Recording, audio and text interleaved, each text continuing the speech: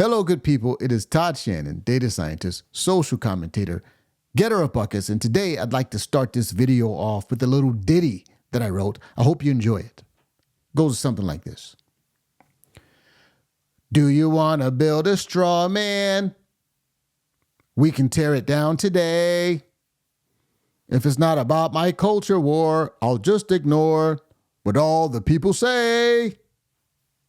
I'll just say I'm being loyal to all my friends, but we all know that that's a lie. So Megyn, help me build a straw man, and then we'll go tear down the straw man. Round of applause for yours truly. Now, I wrote that little ditty because I feel like that was the theme of Matt Walsh's conversation with Megyn Kelly recently, when he and Megyn Kelly for nearly 20 minutes built up this massive straw man and then tore it down and then patted themselves on the back for how loyal friends they are and how much integrity they have because they won't abandon their friends. Blah, blah, blah, blah. And it really just irked me. And I hate to do this because I really like Matt Walsh. I hate having to give these caveats and these qualifiers. I like Matt Walsh. I like all of the people who are standing for truth in the culture because the left is truly stark raving mad. They needed to be stopped, so I appreciate everyone's contributions. But Matt Walsh is giving us a false dilemma. You know what a false dilemma is? It's when someone tells you, these are your two choices, when those aren't the only two choices, right? So this is really the source of the straw man. So we're going to listen to Megyn Kelly talk to Matt Walsh. And I dealt with this in a video I think that I did last week or something like that. It was Brett Cooper when she was coming out and defending Matt Walsh. And then Matt Walsh just doubles down on this same kind of tired talking points. And I'm going to show you in this video, courtesy of Mr. Steven Crowder, that the issue with Tucker and the people that Matt Walsh is trying to pretend like he's too righteous to, quote, betray, well, that's not really what the issue is. So let's bring in a little bit of video. We'll watch it together and see if we can make heads or tails of this stuff. Now a big donor. Okay, so cue the internet pile on Tucker. Like he's got to be excommunicated from the right because he hosted Nick Fuentes, which was a sin in the eyes of many. Kevin Roberts of the Heritage Foundation weighed in, backing Tucker, saying we don't cancel people for platforming others. And then a lot of people said it doesn't matter. Like it's not about canceling Tucker. It's about ostracizing him, sort of cutting him out of polite conversation. And then yesterday, Ben's been attacked by Tucker. Tucker's attacked Ben. It's gone back and forth, back and forth. Ben did a whole show on this issue, and here's a little bit of how that sounded. Americans hate Nick Fuentes' philosophy. They think it's trash. Republicans, by the polling, think it's trash. Independents think it's trash. Democrats think it's trash. And here's the other thing. Americans hate Tucker Carlson's laundered anti-Americanism. If they get their way, they will hollow out the Republican Party, lead it to electoral catastrophe, and empty it and the country of any semblance of decency in the process. My answer is no. No to the Groypers. No to their publicists like Tucker Carlson. No to those who champion them. No to demoralization. No to bigotry and anti-meritocratic horse shit. No to anti-Americanism. No. This is our country. This is our party. And this is our conservative movement. And I will not stand by while it is handed over to those who betray the most fundamental principles I have spent my entire life defending and advocating. That is a path to defeat and a path to moral oblivion. I reject it because if we lose the right, we will lose to the left. And either way, we'll lose the country. All right. So I want to pause there because here's the thing that I think is important to understand. First of all, there is a large contingency of people who are saying that Nick Fuentes should not be platformed. Okay. Now, I just want to say a brief word. I don't want to spend a lot of time on this, but I think what we have done oftentimes on the right, if we have basically almost deified these principles, we almost have become a slave to these principles. And I think Jesus said it best when he talked about the Sabbath, right? Jesus said the Sabbath was made for man, not man for the Sabbath day. And this principle is important to understand because the principles that we obey and conform to are here to serve our purposes. We do not serve it. And this whole issue of being kind of quote unquote, we don't cancel people. We don't not platform people. I think in general that's true. But I think that there are certain principles, and I think that it kind of goes without saying. Everyone has a boundary. Everyone has a limit. I said this last time talking about the Brett Cooper and her so-called power of friendship, and Matt Walsh is going to say it again. It's like, oh, I'm never going to abandon my friends. Yes, you would. Yes, you would. If it came out that your quote friend was, doing untoward things towards children, you would be like, I don't know if I'm standing beside that. If your friend all of a sudden, just think about the thing that's probably Matt Walsh has been the most fundamental in tearing down in the left's culture war against gender and against common sense is uprooting trans ideology from our culture. If all of a sudden Tucker came out and he was pro-trans and he was promoting trans ideology, you telling me he's going to stand beside his friend then? I don't believe that. Maybe that's not a bridge too far, but even if that's not a bridge too far, there is a line. And the same thing is true with anything. We generally don't say in an absolute sense, nobody cannot ever be deplatformed. There's some people that once we have thoroughly defeated their ideas, we don't need to give these people perpetual exposure. I mean, how many times do we have to say racism is not good before we say, all right, I think we've already covered that. Let's move on. Okay, so I want to put that out there. But I think even though there are a large contingency of people who are saying that Tucker should not have platformed Nick Fuentes, that's fine. But that's not the only issue, right? And I think that Ben Shapiro laid it out perfectly when he just laid out the principles. He said, listen, these ideas are not good. By and large, they're not popular on the right. We shouldn't be pretending like Nick Fuentes' ideas are mainstream and normal. They are not. They're not mainstream. Racism, misogyny, anti-Semitism. We talk a lot about the racism, but anyone who's listened to Nick knows that he might hate women more than he hates blacks and Jews. And he's totally not gay, as I've heard. So anyway, there's that. So this guy is not somebody who we want to rock with. We don't want to invite him into our fold. And this straw man about this being, this is all about the right and the left. I'll get to that in a moment, but I just wanted to set that precedent because this isn't just about whether or not Nick should have been platformed, but it's about how you platform him. So let's listen to Steven Crowder because I think he had some interesting comments to say about this, and I think we would do well to hear what he's talking about here. So let's listen to your boy, Mr. Crowder. You can't say that we believe that we should be sending an open-ended check to Israel, but that's how they often tar the names of people who oppose them. That's not the case here. And then people responding going, I can't believe that he platformed, insert whatever person here. They're playing right into the hands. And I just don't like seeing the right becoming fractured because of disagreements very similar to the left. You shouldn't platform this person. You shouldn't talk. If Hitler was alive today and I could get an interview, you bet your ass I would do it. Same thing with Stalin. Same thing with Mao. And I can't stand any of them. You wouldn't hear me saying, and by the way, Hitler has actually made Germany pretty good. Or Stalin is actually, he did a great job, though at least he made sure that Hitler didn't. In other words, insert whichever villain here. But when you go to the grocery store, there's no Jews. Yeah, exactly. But have you seen their train station? Yeah, the train station. The Autobahn. Here's another example where I think, it should raise some eyebrows. If, for example, you want to interview an imam, great. I did it. Remember, I did it at your old storage unit. Chowdhury, yeah. Imam Chowdhury, who literally said that I should be executed. That's true.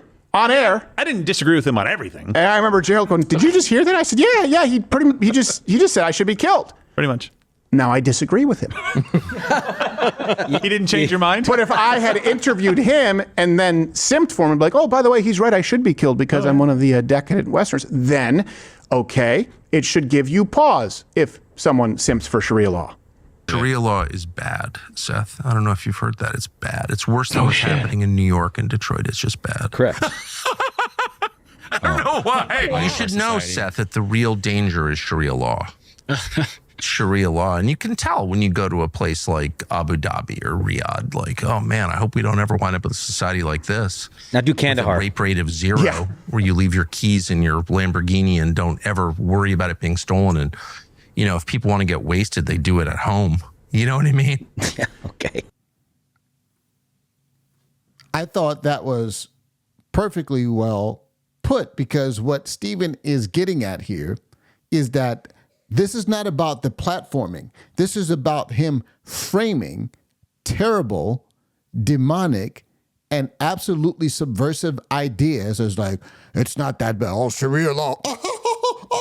It's not that bad. They only, I don't know, behead the infidels, and the single greatest source of Christian persecution over in the East is at the hand of Muslims via Sharia law, but it's not that bad.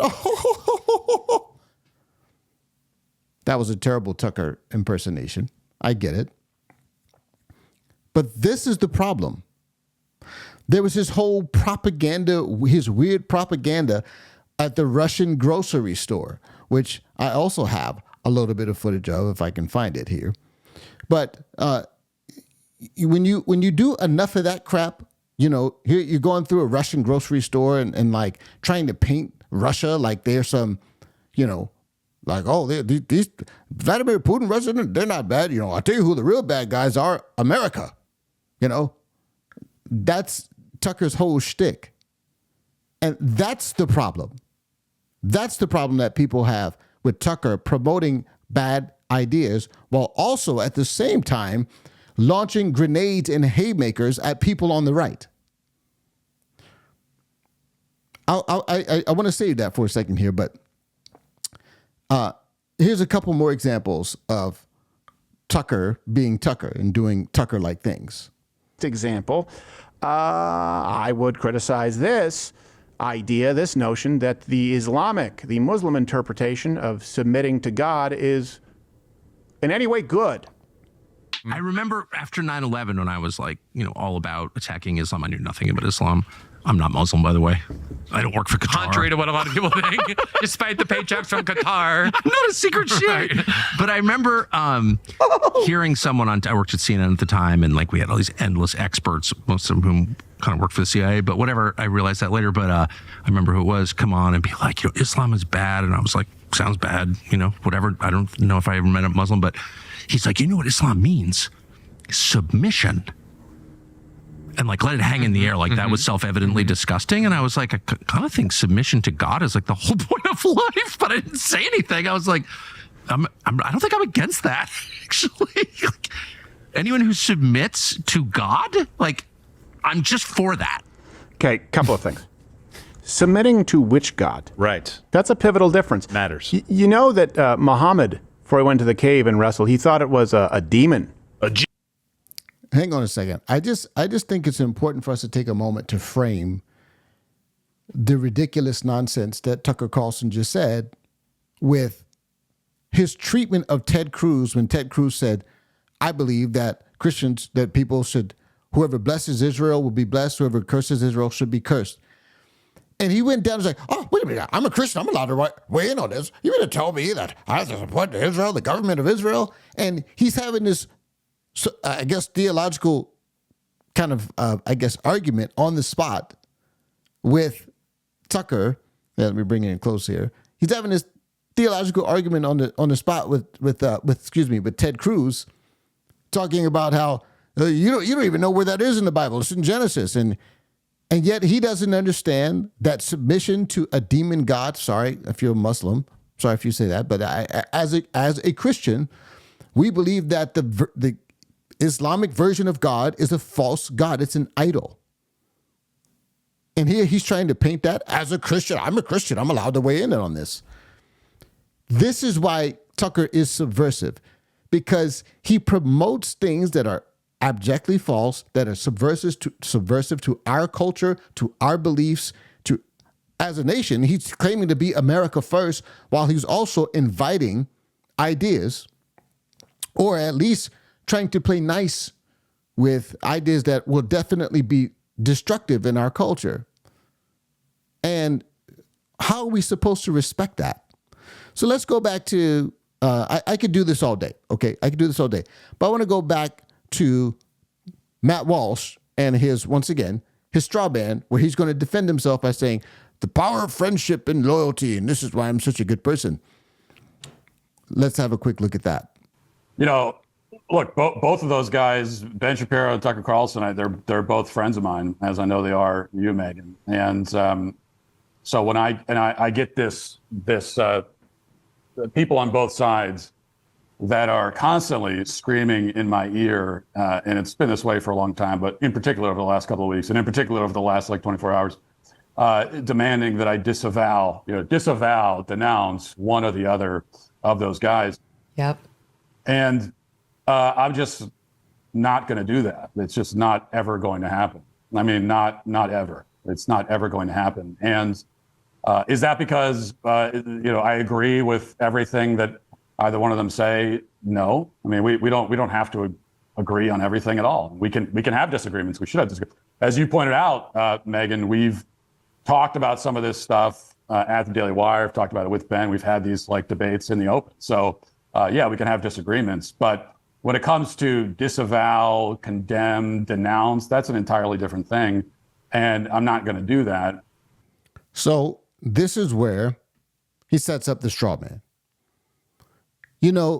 Disavow, condemn, or say nothing. There is another option. And I said this on the last video that I did, but I think it bears repeating. I think Proverbs 27:6 says, faithful are the wounds of a friend, but kisses from the enemy are deceitful. Faithful are the wounds of a friend. And if he thinks that he can get away with not talking about issues that are of great public interest because his friends are talking about them and he doesn't want to hurt their feelings, then he chose the wrong profession. It's kind of your job to to elucidate difficult to navigate moral and political cultural issues. That's why you make a lot of money. You're on television telling people, not telling people how and what to think, but helping people navigate. That's why I call my channel Todd Thinks, is because I hope that when you watch my videos, you will learn how to navigate difficult moral and political questions. And hopefully, even if you don't agree with me, I've given you another way to think about it. That's what our job is. It's almost like a consultant helping somebody make a purchase decision. Here are the things you need to consider. Here's all the issues. Let me lay them out before you so that you can be informed, so that you can make the right choice for you. I don't want you to make a choice that doesn't comport with your actual goals, and maybe you get bamboozled or deceived about something. That's Matt Walsh's job. He doesn't get to punt on that because his friends are involved. It's nonsense. And I want to deal with this last issue, and I've been kind of holding on to this because it's the thing that maybe annoys me the most, where Matt Walsh is going to talk about how he doesn't care about this and that he's focused on the left. And needless to say, this irked me. You've always had my back in the big picture, and I have yours too. And same with Tucker and Ben with respect to you and with respect to me. Those two really don't like each other for other reasons. But to me, it's so sad to see the right on right violence, rhetorical violence, because we need each other. Those two are both huge powerhouses. And we don't want a house divided when we're fighting the true enemy, which is these radical leftists. And I think what they're really fighting over is Israel. When you boil it down, they're fighting over Israel. I know people call Tucker an anti-Semite. I genuinely don't believe that. He's gotten very critical of Israel, and he's allowed to have those views. And Ben is very defensive of Israel. He'll criticize Israel too, but as a general matter, he's defensive of Israel. And I just feel like, how are we letting that issue? Yes, it does relate to America. Yes, right now it's very much in the news, but it's like such a small percentage of what we need to be worrying about, like when you look back, you zoom out at America and its problems, this is not even in the top 3. And yet we're spending so much energy on it, more than I think is warranted. And I think you and I in particular may be feeling that because your show, like mine, does not really focus that much on foreign policy. We're worried mostly about America, about politics in America, about culture wars in America. We don't get neck deep into like exactly how the IDF is fighting its foreign wars, you know?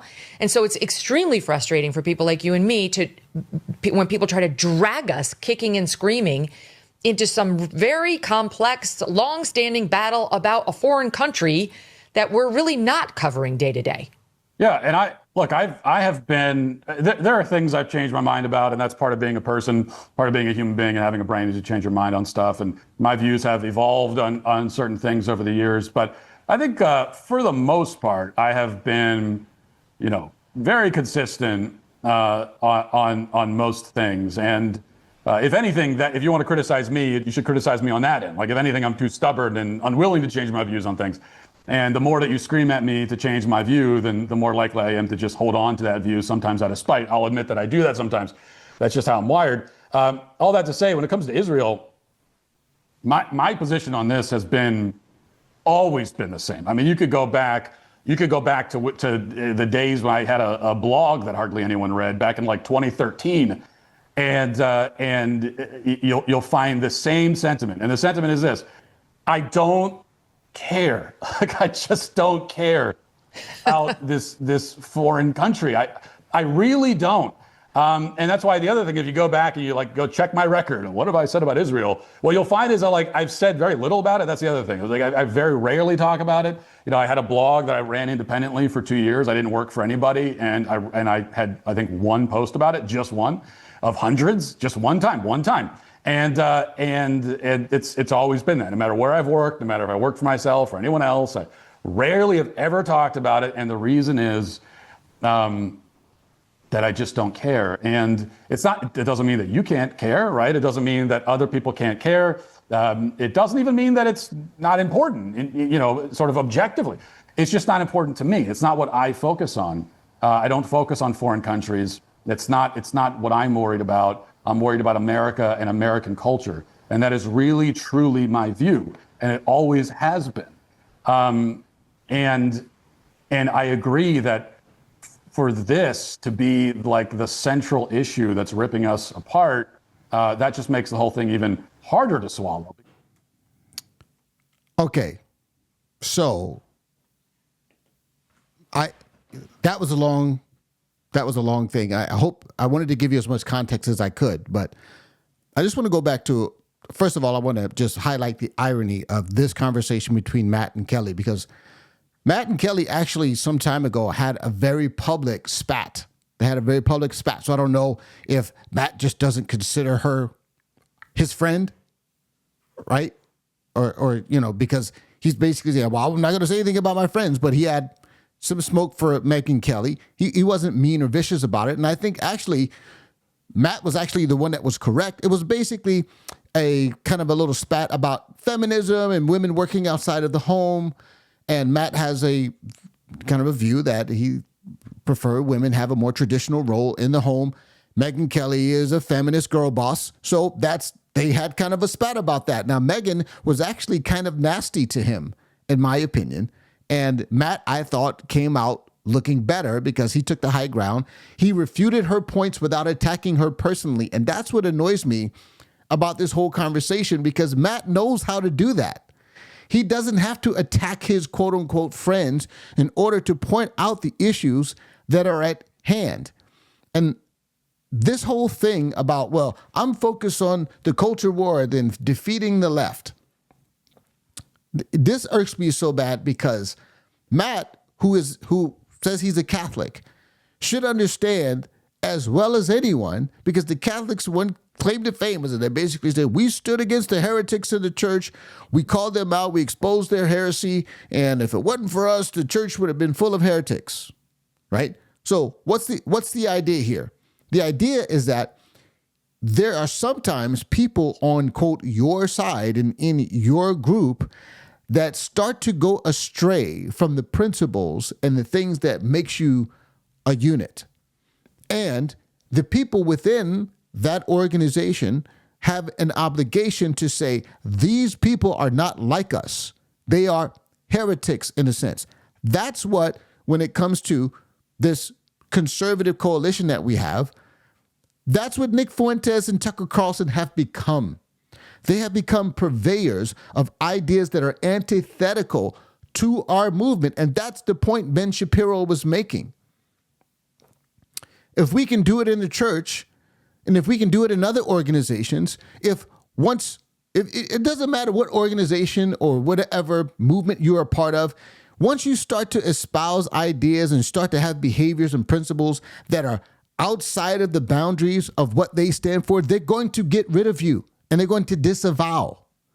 Even if they like you personally, it's just what you have to do in order to maintain the integrity of what it is you're trying to accomplish. And Matt Walsh is pretending that he doesn't understand that. And I'm sorry, he doesn't get the benefit of the doubt because we've already seen him over the years be a very astute observer of cultural phenomenon. And the idea that this just escaped him because he's not smart enough to understand it is nonsense. And that's what makes this so painful.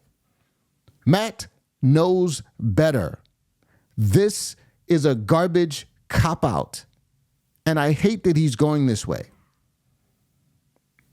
And my final note, he says he doesn't care about this. This is what I find even more ironic. Because you're telling me you don't care about something that literally is causing the coalition that you are a part of, this common sense coalition is what I called it. People call it MAGA. I feel like I'm people who are on the side of biblical principles and things of that nature. That's what I'm talking about. This issue about Israel is going to rip the coalition apart, but you don't care enough about it to address it. See, this is where it becomes selfish. This is how I know this is not about principle. Matt Walsh is doing the thing that is best in his mind for him, and he doesn't understand that the ship that he's trying to sail on is on fire, and he won't put the fire out, saying, "Oh, it's not my problem. I'm not the fire chief. I'm not in charge of fires. I work in the kitchen." It doesn't matter what your quote role is. If we let the ship burn down, we're all going to drown. So if you don't quote care about it, maybe you should learn about it, because whether you think it's trivial or not, it's tearing apart the right. And you pretending like it isn't a big enough deal for you to jump in and say, hey, maybe somebody should deal with this, is maddening. But I said enough. I've said a lot.